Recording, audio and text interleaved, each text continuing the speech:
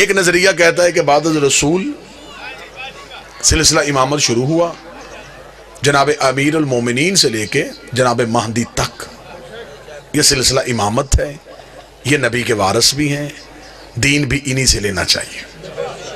آپ میری تائید فرمائیں گے میں جو کہہ رہا ہوں وہ آپ نے پہلے سنا ہوا اور یقیناً ایسا ہی ہے۔ ایک نظریہ یہ ہے کہ وہ کہتے ہیں نبی کے بعد سلسلہ خلافت چلا، بادشاہت کا سسٹم چلا، نبی کے بعد ایک صحابی نبی کے وارث بنے، ان کے بعد دوسرے صحابی بنے، پھر تیسرے صحابی بنے، پھر علی بنے، پھر اس کے بعد یہ سلسلہ چلتا گیا۔ وہ کہتے ہیں کہ نبی کے بعد ہم سلسلہ خلافت کے قائل ہیں، جھگڑا نہیں، لڑائی نہیں، بحث نہیں، دونوں عقیدوں کو دیکھ لیتے ہیں کہ دونوں عقیدوں کی بنیاد کیا ہے۔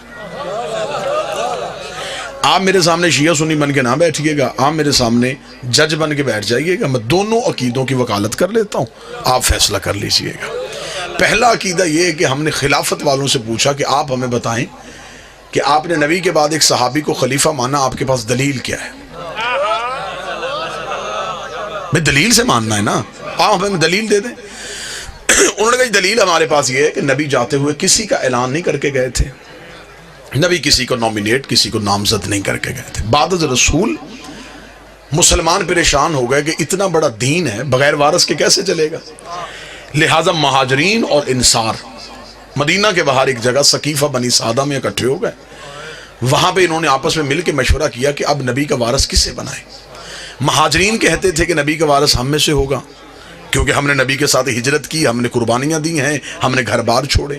انصار کہتے تھے تم نے گھر چھوڑے، ہم نے گھر دیے، تم نے کاروبار چھوڑے، ہم نے حصہ داری دی ہے، لہٰذا نبی کے بعد زیادہ حق ہمارا بنتا ہے۔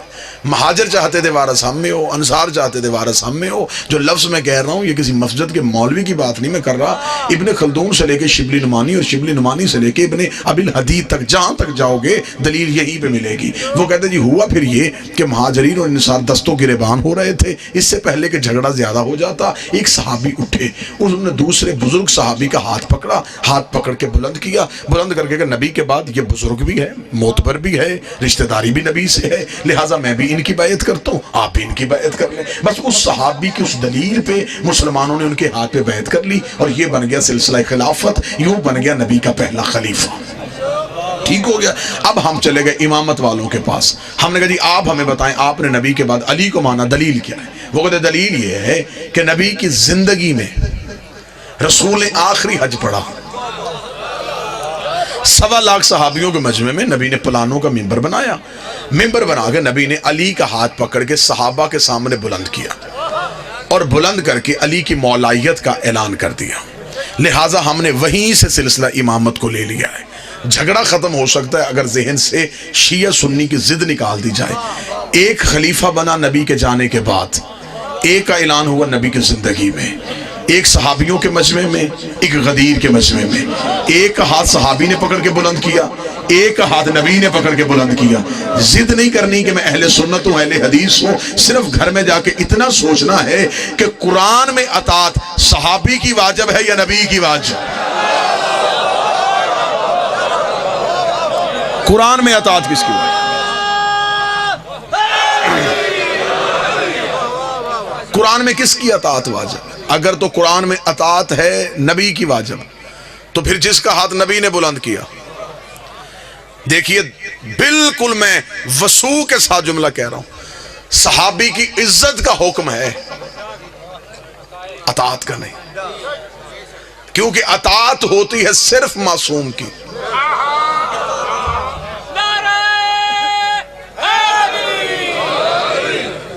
صحابی کی عزت کی جا سکتی ہے، عزت کرنی بھی چاہیے، لیکن اطاعت صرف اور صرف معصوم کی ہوتی۔ اب اطاعت معصوم ہمیں غدیر سے نظر آ رہی ہے۔ پھر دوسرا دیکھیے المیہ کیا ہوا کہ خلافت والوں کے ہاں ہر خلیفہ کے جانے کے بعد اصول بدلا۔ میں بڑا سمجھا کے بات کروں گا۔ مثلا پہلا خلیفہ اجماع سے بنا، ووٹوں سے بنا، جب دوسری خلافت آئی پھر ووٹیں نہیں، پھر پہلے نے دوسرے کو نامزد کر دیا، جب تیسری خلافت آئی پھر دوسرا اصول بھی ٹوٹ گیا، پھر ایک کمیٹی بن گئی، کمیٹی نے مل کے فیصلہ کیا۔ اس کا مطلب کہ ہر خلافت میں اصول بدلا۔ اگر اجماع ٹھیک تھا پھر نامزد کیوں کیا گیا؟ اگر نامزد ٹھیک تھا پھر کمیٹی کیوں بنی؟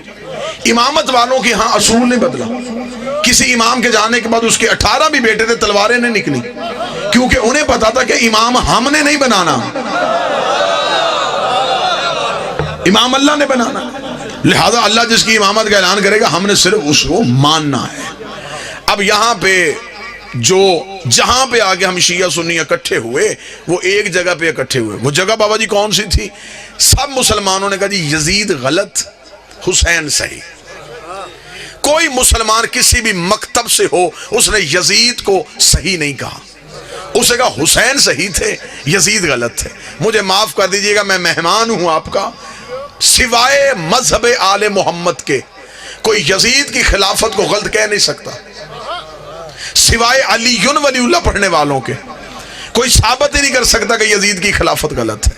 آپ مجھ پہ دلیل مانگے، میں ممبر سے دلیل دیتا ہوں. مسلمانوں کے ہاں خلافت کے جتنے اصول تھے یزید کے پاس وہ سارے اصول تھے. یزید کے پاس وہ سارے اصول تھے. مسلمانوں کے ہاں خلافت کا پہلا اصول ہے کہ امت اکٹھی ہو کے کسی کے ہاتھ پہ بیعت کر لے، اسے خلیفہ بنا دیا جاتا ہے. اس کے پاس یہ اصول بھی تھا. اس نے دنیا کے 3 حصوں سے اپنی بیعت لے لی تھی. اس کا مطلب اس کے پاس اجماع تھا. خلافت والوں کے پاس دوسرا اصول ہے کہ پہلا جاتا ہوا نامزد کرتے خلیفہ ہو سکتا ہے. اس کے پاس یہ اصول بھی تھا. اس کا باپ جاتا ہوا اسے نامزد کر کے گیا تھا. خلافت والوں کے ہاں تیسرا اصول ہے کہ کمیٹی مل کے فیصلہ کر لے، اسے خلیفہ بنا دیا جاتا ہے. اس نے کمیٹی سے بھی اپنے حق میں فیصلہ لے لیا تھا. اس کا مطلب اس کے پاس اجماع تھا، اس کے پاس نامزد کرنا تھا، اس کے بعد کمیٹی تھی.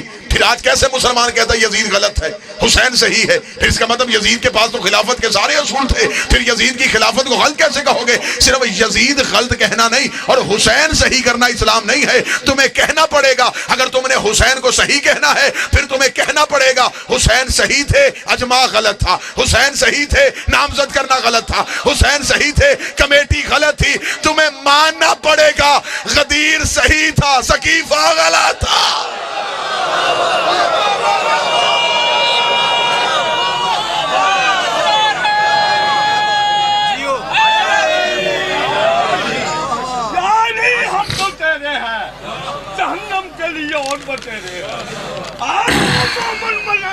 کوئی باقی سب لٹیرے ہیں اور جنازی جو ولی اللہ نہیں پڑھا ان کے مقدر پہ اندھیرے ہیں اور دشمن صدات کرتے لعنت تبرہ بے شمار خالق اور ملنگوں کے نخیرے ہیں. نعرہ یال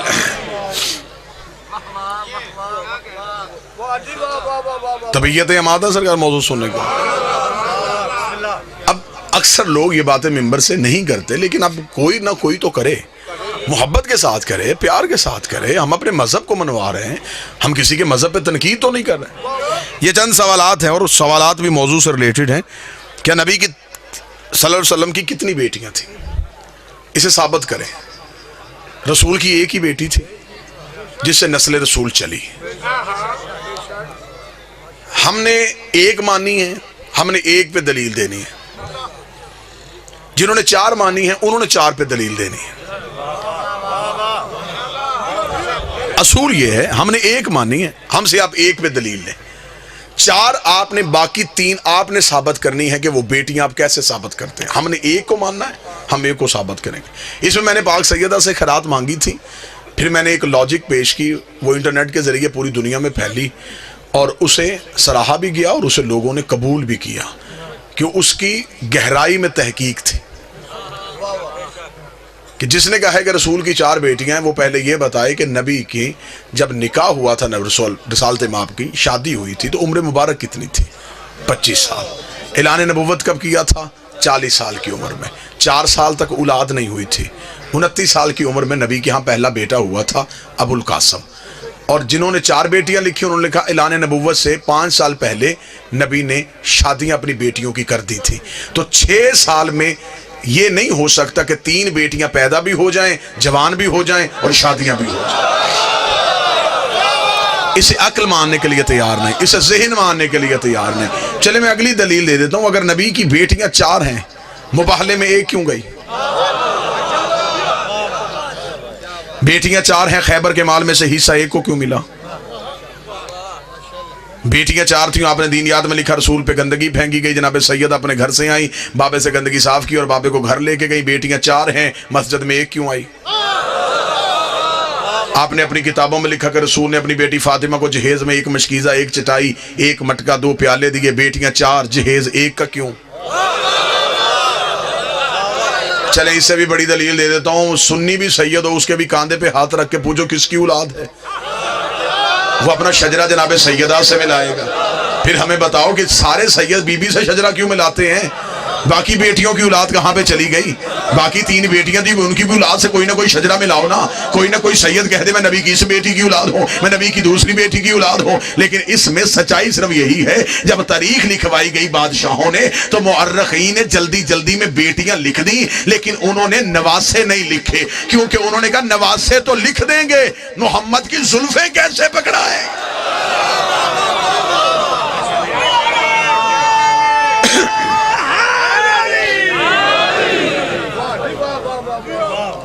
جب مباہلے کے میدان میں خدا نے نساء کا لفظ کہہ دیا تھا تو خدا نے کو بندی تو نہیں دی تھی کہ صرف 1 بیٹی لے کے آ۔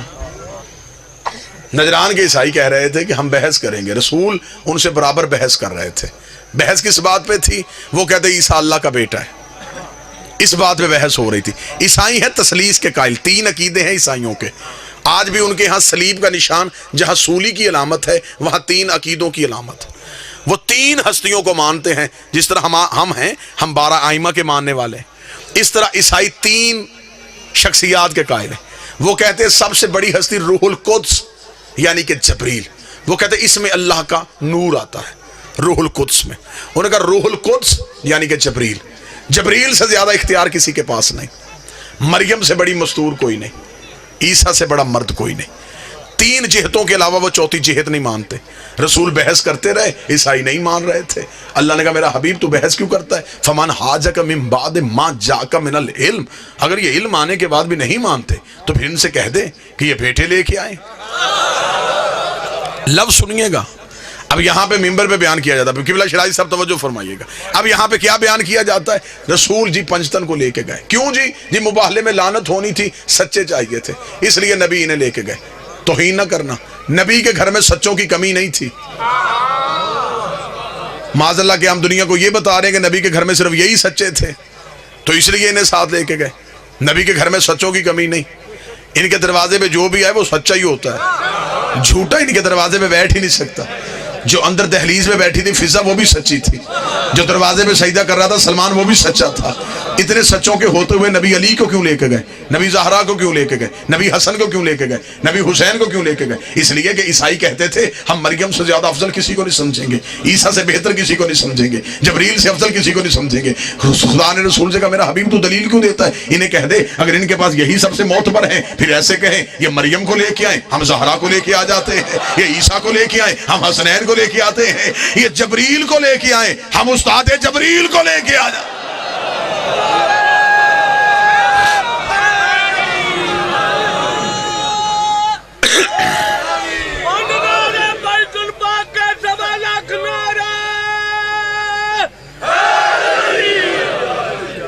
جاؤ پھر انہیں کہو کہ یہ عیسیٰ لے کے آئیں ہم حسنین لے کے آتے۔ اور یہ ہے ممبر کی صداقت۔ شاید اس واقعے کو اس انداز سے نہ بیان کیا جاتا ہو۔ عیسائیوں کا جو پادری آیا تھا نا بحث کرنے کے لیے، جو بڑا پوپ تھا، اس کا نام تھا ابو الحارث، اس کی عمر 120 سال تھی، اس کے ساتھ اس کے 2 جانشین تھے، عبد الوسیع اور عبد المسیح، 70 عیسائی تھے۔ اس نے آتے ہوئے جب پنجتن کو دیکھا، اس عیسائی نے خطبہ دیا جو تاریخ میں، اس کا مجھے نہیں پتا ان میں عورتیں کتنی آ رہی اور مجھے نظر بھی نہیں آ رہے کہ مرد کتنے ہیں، مجھے نہیں پتا یہ کون کون آ رہا ہے، لیکن میں اتنا جانتا ہوں اگر کوئی مستور آ رہی ہے تو مریم اس کا پلو اٹھا کے آ رہی ہے، اگر کوئی مرد آ رہا ہے تو عیسیٰ پیچھے آ رہا ہے۔ خبردار، اس نے عیسائیوں سے کہا ہٹ جاؤ، بحث نہ کرنا۔ اگر انہوں نے اشارہ کیا تو یہ جو پہاڑ، یہ جو ہمارے پیچھے، یہی ہمارے اوپر آ جائے گا۔ اب خدا نے کیا کہا؟ خدا نے کہا ثم نبتہل فنجعل لعنت اللہ علی الکاذبین۔ خدا نے کہا میرا حبیب انہیں لے جا، پھر جو ان کے مقابلے پہ آئے گا اللہ اس جھوٹے پہ لعنت بھیجے گا جو ان کے مقابلے پہ آئے گا. خدا نے نجران کے عیسائیوں کا نام نہیں لیا. اب میں کوشش تو کر رہا ہوں کہ میں کچھ کہوں بھی نہ اور کچھ کہہ بھی جاؤں. خدا نے نجران کے عیسائیوں کا نام نہیں لیا. آیت میں ہے ہی نہیں کہ اگر یہ عیسائی نہیں مانیں گے تو میں لعنت کروں گا. عیسائیوں کا نام ہی نہیں آیا.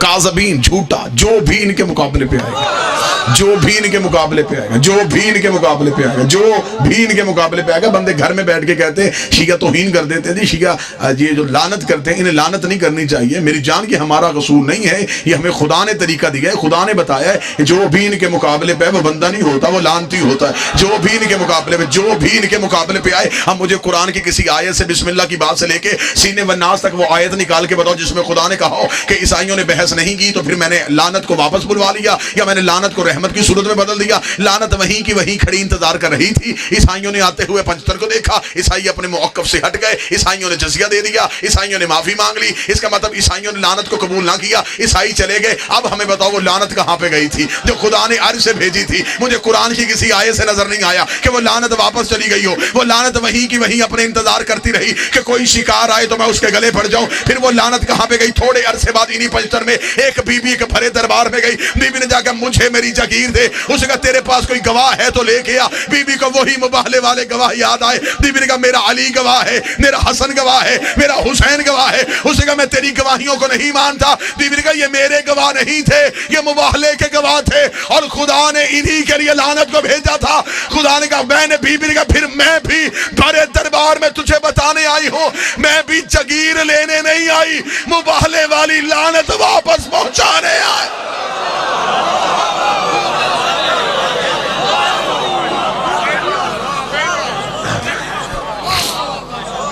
دوسرا سوال ہے کہ آپ صلی اللہ علیہ وآلہ وسلم کو نبوت کب ملی؟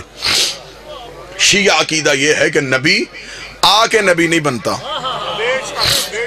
نبی نبی بن کے آتا ہے. جب میں قاضی چک میں پہنچا میں خطیب تب بھی تھا، میں گاڑی سے اترا میں خطیب تھا، میں کمرے میں گیا میں نے پانی پیا میں خطیب تھا. اب کوئی مجھے کہے کہ ناز میں ممبر اعلان کرے کہ جی آپ آصف الوی صاحب سے، میں کہوں گا کہ وہ ممبر پہ آ کے خطیب بن کے دکھائیں. تو خطیب میں پہلے بھی تھا، ممبر پہ آ کے اظہار کیا ہے. نبی 40 سال تک بھی نبی تھا. 40 سال چپ کیوں رہا؟ 40 سال چپ اس لیے رہا 40 سال تک قرآن بن کے دکھایا، پھر قرآن پڑھ کے سنایا. اب مجھ سے اگلی دلیل پوچھیں، اگر 40 سال میں کہہ دیتا میں نبی ہوں تو نبوت کا گواہ لاتا کہاں سے؟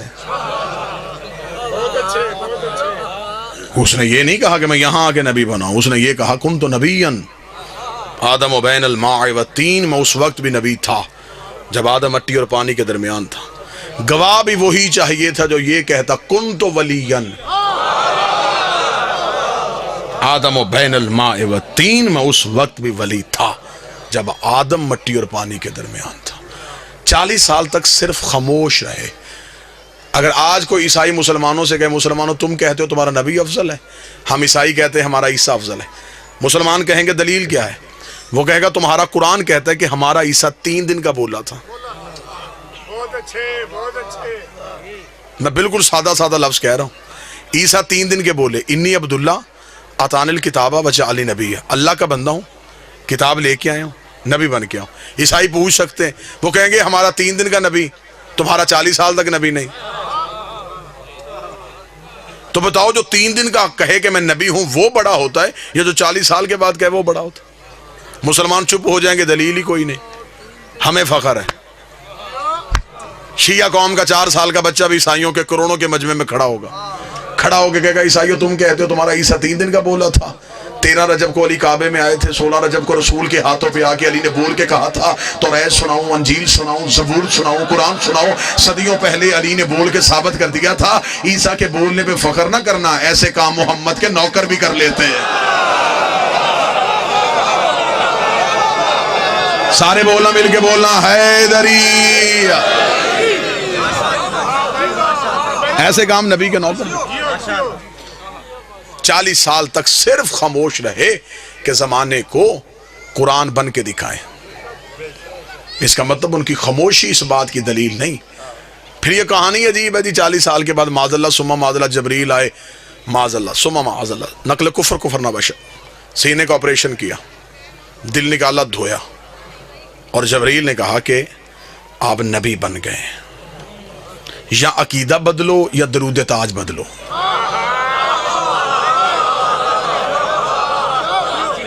درود تاج میں کہتے ہو واللہ عاصمہ وجبریل خادمہ، جبریل تیرا خادم ہے. خادم کی جرت کیا کہ وہ سردار کو پڑھائے، نوکر کی جرت کیا کہ وہ آقا کو پڑھائے. یہ کہتے ہیں جی نہیں، وہ اس نے کہا تھا نا اقرا پڑھ، تو یہ پڑھا. وہ اقرا تمہیں کہنا سمجھ میں نہیں آیا کہ جبریل نے اقرا کہا کیوں تھا؟ بابا جی اب تو تعلیم عام ہو گئی، ہر گلی میں 2-4 انگلش میڈیم سکول ہوتے ہیں. آپ میری تائید فرمائیں گے بزرگ جو بیٹھے ہوئے. ایک وقت ہوتا تھا کہ ایک علاقے میں ایک ہی بچہ زمینداروں کا پڑا ہوتا تھا. اس علاقے کی کسی بیوی کو خط یا تار آ جاتی، وہ پورا گاؤں چھوڑ کے اس بچے کے پاس جا کے دی بیٹا پڑھ. اب اسے وہ جو بی بی رستے میں اتنے ڈیرے آئے تو کسی اور دروازے پہ کیوں رکی؟ وہ کہے کہ میں جاہل ضرور ہوں لیکن اتنا جانتی ہوں، اسی سے پڑھواؤں گی جسے پڑھنا آتا ہے. اور جبریل پورا عرب چھوڑ کے نبی کے قدموں پہ اس لیے آیا تھا یہ سارے جاہل ہیں، اقرا تو پڑھ. تمہیں جبریل کا کہنا سمجھ میں نہیں آیا، وہ وارث سے کہہ رہا ہے کہ تو پڑھ. معاذ اللہ ثم معاذ اللہ جی، نہ ماں مسلمان، نہ باپ مسلمان، نہ چچا مسلمان، نہ دادا مسلمان. دیہات کے لوگ میرے سامنے بیٹھے ہیں، گاؤں کی عورت اس برتن میں دودھ نہیں رکھتی جس برتن کی پاکیزگی کا یقین نہ ہو. اسے پوچھ کسی اور برتن میں دودھ رکھ، وہ کہے گی مجھے پتا ہے دودھ رب کا نور ہوتا ہے، نور پاک برتنوں میں رکھتے ہیں. گاؤں کی عورت کو پتا ہے کہ میں نے رب کا نور کس برتن میں رکھنا ہے، اللہ کو پتا ہی نہیں تھا میں نے نبی کا نور کن ظرفوں میں رکھنا ہے.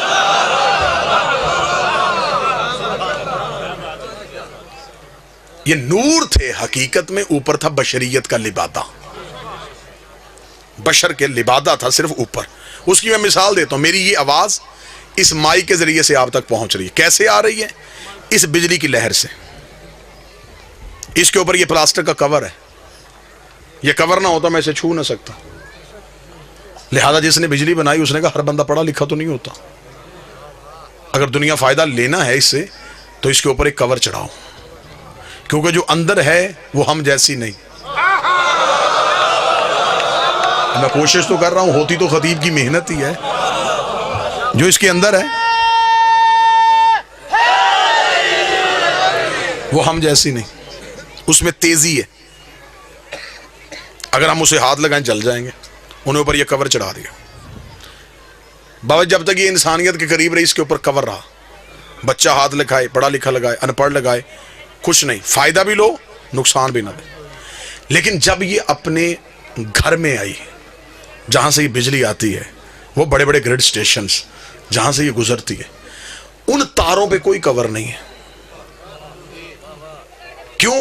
وہاں اس کے علاوہ جانے والا کوئی نہیں.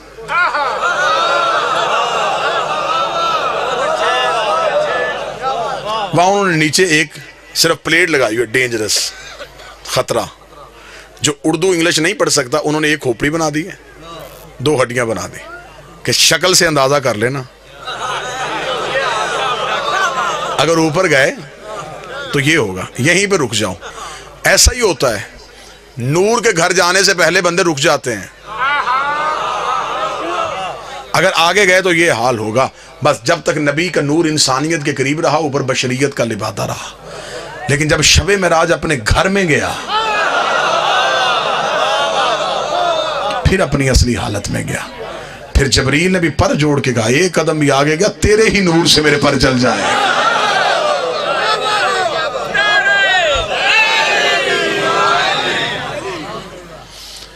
پوچھا گیا رسول سے یا رسول اللہ یہ آپ کا نور کب سے ہے؟ فرمایا اول ما خلق اللہ نوری، سب سے پہلے اللہ نے محمد کے نور کو خلق کیا. انا و علی من نور واحد، میں اور علی ایک نور سے خلق ہوں. مولا آپ کا یہ نور کب سے ہے؟ فرمایا جب کب نہ تھا، جب نہ جب تھا نہ کب تھا، نہ گھڑی تھے نہ گھڑیال تھے، نہ دریا میں روانی تھی نہ سمندر میں طغیانی تھی، نہ بادل میں شور تھا نہ ہوا میں زور تھا، نہ کلیوں میں چٹک تھی نہ پھولوں میں مہک تھی، نہ سبزے میں لہک تھی، نہ آگ میں دمک تھی نہ ہیرے میں چمک تھی، نہ لیموں میں کٹاس تھی نہ کند میں مٹھاس تھی، نہ پہاڑوں کی اونچائیاں تھی نہ غاروں کی گہرائیاں تھی، نہ ہاتھی میں جسامت تھی نہ چیونٹی میں قدامت تھی، نہ یوسف کی جدائی تھی نہ یعقوب کی دعائی تھی، نہ خرد کی خبر تھی نہ اس کی نظر تھی، ایک لا الہ کی ہستی تھی ایک الا اللہ کی مستی تھی۔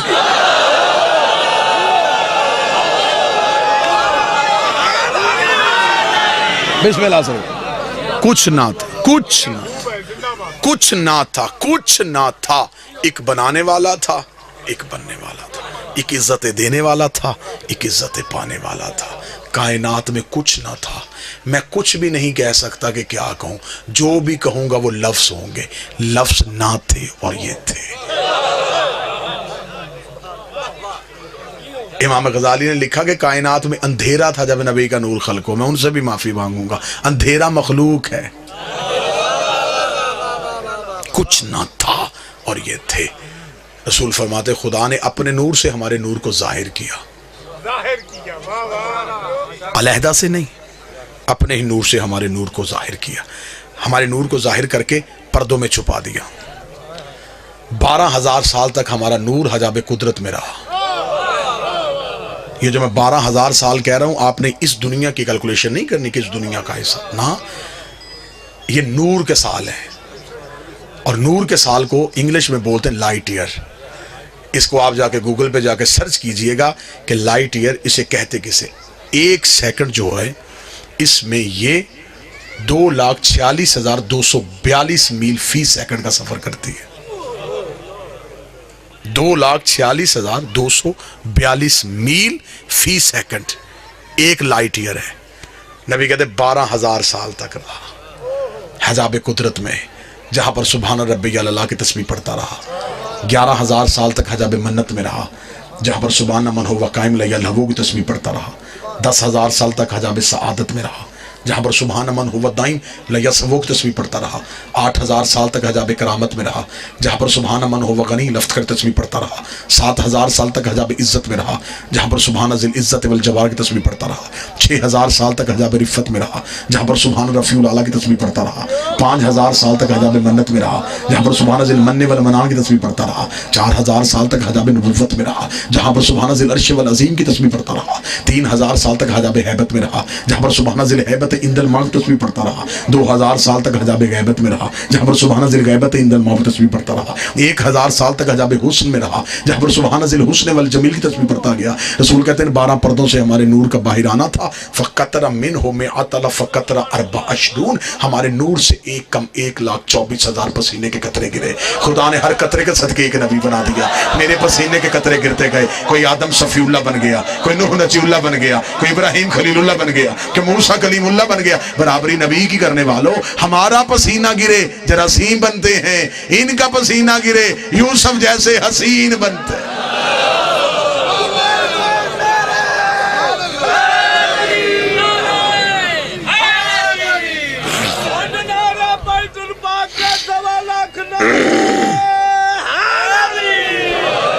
مقدس حجابات سے یہ نور گزرا، طیب اور طاہر دریاؤں میں آ گیا، درہ زہد میں، درہ زہد سے درہ کرم میں، درہ کرم سے درہ تقوی میں، درہ تقوی سے درہ جود میں، درہ جود سے درہ سخا میں، درہ سخا سے درہ عطا میں، درہ عطا سے درہ رحمت میں، درہ رحمت سے درہ شفاعت میں۔ مقدس دریاؤں کو عبور کرتا کرتا یہ نور صلب آدم میں آیا، صلب آدم سے صلب شیس میں، صلب شیس سے صلب انوش میں، صلب انوش سے صلب کنان میں، صلب کنان سے صلب محلائل میں، صلب محلائل سے صلب بازر میں، صلب بازر سے صلب ادریس میں، صلب ادریس سے صلب اخنوخ میں، صلب اخنوخ سے صلب مسروشخ میں، صلب مسروش سے صلب ملک میں، صلب ملک سے صلب نوح میں، صلب نوح سے صلب سام میں، صلب سام سے صلب رخشد میں، ارفخشد صلب شالق میں، صلب شالق سے صلب آبر میں، صلب آبر سے صلب فالق میں، صلب فالق سے صلب ارغو میں، صلب ارغو سے صلب تارق میں، صلب تارق سے صلب ابراہیم میں، صلب ابراہیم سے صلب اسماعیل میں، صلب اسماعیل سے صلب کدار میں، صلح کدار سے صلح بنت میں، صلح بنت سے صلح حمل میں، صلح حمل سے صلح یس میں، صلح یس سے صلح یمسئی میں، صلح یمسئی سے صلح عاد میں، صلح عاد سے صلح ادنان میں، صلح ادنان سے صلح ماد میں، صلح ماد سے صلح مدرکہ میں، صلح مدرکہ سے صلح خزیمہ میں، صلح خزیمہ سے صلح کنانہ میں، صلح کنانہ سے صلح نظر میں، صلح نظر سے صلح مالک میں، صلح مالک سے صلح غاب میں، غاب سے فہر میں، فہر سے صلح لوی میں، صلح لوی سے صلح کعب میں، صلح کعب سے صلح کلاب میں، صلح کلاب سے صلح زید میں، صلح زید سے صلح قصا میں، صلح قصا سے صلح عبد مناف میں، صلح عبد مناف سے صلح ہاشم میں، صلح ہاشم سے صلح عبد المطلب میں. جب صلح عبد المطلب میں پہنچا دو حصوں میں تقسیم ہو گیا، ایک ابو طالب میں چلا گیا، ایک صلح عبداللہ میں چلا گیا. جو صلح عبداللہ میں آیا محمد رسول اللہ بن گیا، جو صلح ابو طالب میں آیا علی ولی اللہ.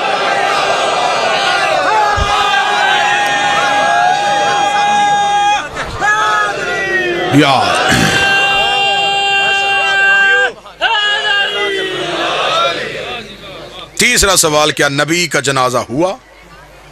بے شک رسول کا جنازہ ہوا. امیر المومنین علی ابن ابی طالب نے پڑھایا، کیونکہ معصوم کا جنازہ ہمیشہ معصوم پڑھاتے. حجت کا جنازہ ہمیشہ حجت ہی پڑھاتے. صرف جنازہ نہیں، 3 دن تک رسول کی میت رسول کے حجرے میں پڑی رہی.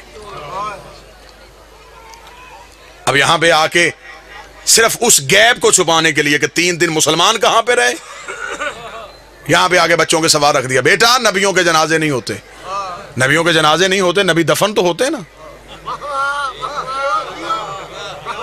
بھائی، دفن تو ہوتے ہیں. تو جنازے میں نہیں تھے، تدفین میں کون کون تھا؟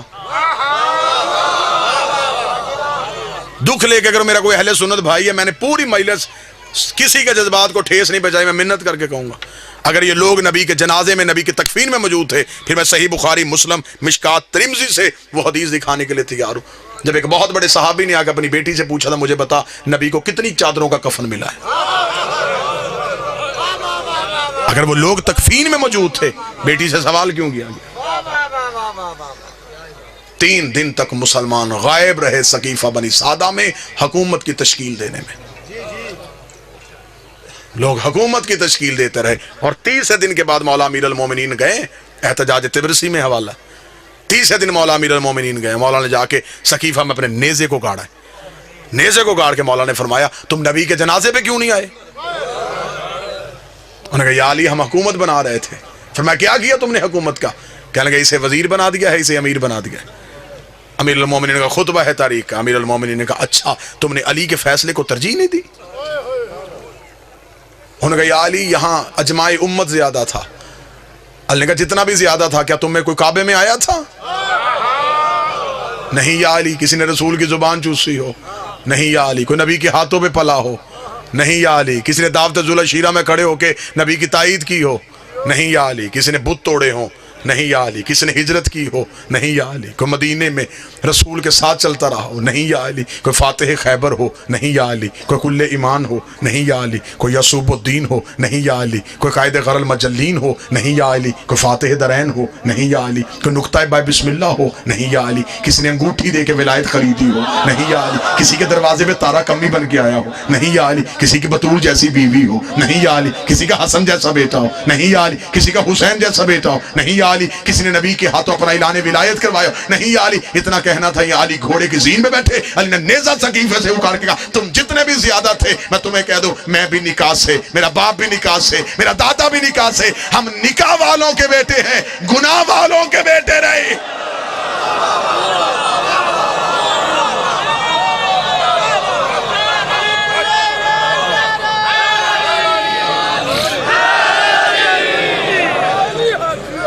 آپ جس کی چاہیں ہم عزت کرنے کے تیار ہیں. دکھ ہے، تکلیف ہے، پڑھا لکھا دور ہے، مجھے تکلیف ہوتی ہے. بندے کہتے جی شیعہ فلاں کی عزت نہیں کرتے، فلاں کی عزت نہیں کرتے. بھرے مجمع میں چیلنج کر رہا ہوں، ابھی اسی وقت چیلنج کر رہا ہوں. یہ نہیں کہ میں جب کبھی دوبارہ ہوں، نہ ابھی سودا نقد کر لیتے. جس کی عزت کروانا چاہتے ہو تم مجمع سے نام لو، میں ممبر سے کردار پڑھتا ہوں. بابا جی ٹھیک ہے. اگر کردار عزت کے لائق ہوا تو عزت کرتے.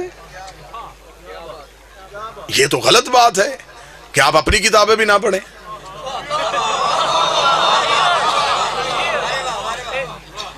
ہمارے اوپر دوہری ذمہ داری ہے، ہم اپنی بھی پڑھیں پھر آپ کی پڑھیں. پھر ان میں سے چیزیں نکال کے آپ کو دکھائیں. او میری جان اپنی کتابیں تو پڑھو. معیار کیا ہے؟ دیکھیں قطن یار ہم شیعہ اتنی محبت کرنے والے لوگ ہیں, جو گھوڑا نبی کے بیٹے سے وفا کر گیا ہم آج تک اس کی شبیہ بنا کے چوم رہے. کیا یہ محبت کی علامت نہیں؟ تو یہ ہو سکتا ہے کہ کوئی بندہ نبی کی اولاد کے کام آیا ہو, ہم اسے نفرت کر کے ہم نے جہنم میں جانا ہے؟ جی ہم صحابہ کی عزت نہیں کرتے. میرے اہل سنت دوست بھائی بیٹھے ہوئے ہیں, کون کہتا ہم صحابہ کی عزت نہیں کرتے؟ حضرت بلال کی عزت نہیں کرتے, ہم حضرت سلمان کی عزت نہیں کرتے, ہم عمار کی بات نہیں کرتے, ہم حذیفہ کا ذکر نہیں کرتے. کیا یہ صحابی نہیں؟ پھر ہم اعتراض کرتے کہ آپ ان صحابیوں کی بات کیوں نہیں کرتے؟ اب مجبوری پتا ہے کیونکہ ان کی ہر بات میں علی کی بات ہے. معیار کیا ہے صحابیت کا؟ معیار کیا ہے؟ نبی کے پاس بیٹھنا صحابیت ہے. پھر اگر نبی کے پاس بیٹھنا صحابیت ہے تو پھر تو ابو لہب بھی بیٹھتا تھا. میں باتیں تلخ تو نہیں کر رہا. آپ ہمیں بتائیں کہ صحابیت کا معیار کیا ہے؟ مجھے بتائیں. میری سمجھ میں نہیں آتا کہ مدینے سے نکلنے والا بھی صحابی, نکالنے والا بھی صحابی, قتل کرنے والا بھی صحابی, قتل ہونے والا بھی صحابی. معیار صحابیت کیا ہے؟ طے کر لیتے ہیں, قانون بنا لیتے ہیں. شیعہ سنی جھگڑے دیہاتوں سے ختم ہوتے ہوتے شہروں تک چلے جائیں گے. یہاں سے یہاں تم بل پاس کرو, پارلیمنٹ ہاؤس تک بل پاس کروا لو. ہم شیعہ سب سے پہلے دستخط کرنے کے لیے تیار ہیں. ہم سے قرآن کے حاشیے پہ دستخط کروا دو, ہم لکھنے کے لیے تیار ہیں. جو بھی مسلمان کلمہ نبی کا پڑھے گا, کسی صحابی کو برا کہے گا, وہ کافر, وہ جہنمی, وہ مرتد, اسے پھانسی, اسے سزائے موت. جو صحابی کو برا کہے اسے ملعون سمجھا جائے گا, جو صحابی کو برا سمجھے اسے جہنمی کہا جائے گا. اگلا قانون بھی تمہیں ماننا پڑے گا, جو برے کو صحابی کہے اسے بھی ملعون کہنا پڑے گا. شیعہ مرتا مر جاتا ہے, یزید کو رضی اللہ نہیں کہتا. ایک لمحے کے لیے گھروں میں بیٹھ کے سوچو کہ اسلام تمہیں کیا دے کے گیا ہے. کوئی مسلمان یہاں ہاتھ رکھ کے نماز پڑھا, کوئی یہاں ہاتھ رکھ کے پڑھا, کوئی یہاں ہاتھ رکھ کے پڑھا, کوئی کھول کے پڑھا. جو یہاں ہاتھ رکھ کے پڑھا اسے پوچھو یہ کیا جی؟ رسول یہاں ہاتھ رکھتے تھے, یہ رسول یہاں رکھتے تھے, یہ رسول یہاں رکھتے تھے, یہ رسول ایسے پڑھتے تھے. یہ کام دن میں نبی 5 دفعہ کرتے تھے.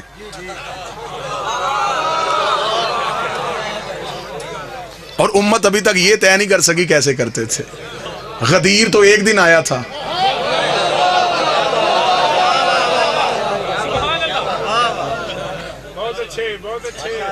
آؤ ضدیں چھوڑو, بحثیں چھوڑو, آل محمد کے دروازے پہ آؤ.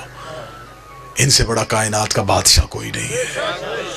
نبی کے بعد وسیلہ یہ ہے, نبی کے بعد ہدایت کا سارا سلسلہ ان کے پاس ہے. کہتے جی نہیں رسول کے جنازہ, نبیوں کا جنازہ نہیں ہوتا. چل نبیوں کا جنازہ نہیں ہوتا. چند دن گزرنے کے بعد اس نبی کے گھر سے دوسرا جنازہ اٹھا, وہ نبی کی بیٹی کا جنازہ تھا. 75 یا 90 دن کی روایت ملتی ہے, یا 75 دن زندہ رہی یا 90 دن زندہ رہی بیٹی رسول کی. عمر مبارک کتنی تھی؟ جتنی کربلا میں حسین کے اکبر کی عمر تھی.